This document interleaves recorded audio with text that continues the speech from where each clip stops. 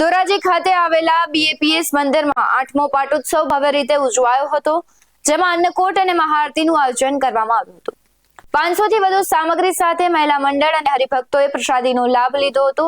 આ પ્રસંગે ધોરાજી અને આસપાસના વિસ્તારના હરિભક્તોએ ભવ્ય 8મો પાટોત્સવનો આનંદ માણ્યો હતો।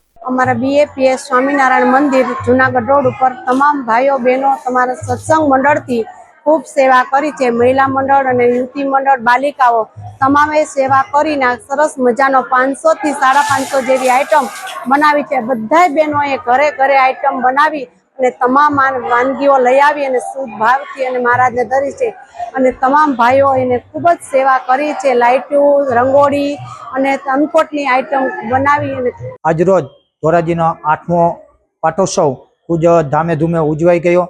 સવારની અંદર 8 થી 9 મહાપૂજાનો કાર્યક્રમ હતો। ત્યારબાદ બપોરે 11 વાગે ઠાકોરજીને 500 થી વધારે આઈટમનો થાળ ધરવામાં આવેલો હતો અને 11 વાગે સંગીતના તાલ સાથે આરતી કરવામાં આવેલી હતી। ધોરાજીમાં 8મા પાટોત્સવ નિમિત્તે બીએપીએસ સ્વામિનારાયણ મંદિરે ભવ્ય અન્નકૂટ ઉત્સવની ઉજવણીનો કાર્યક્રમ થયો।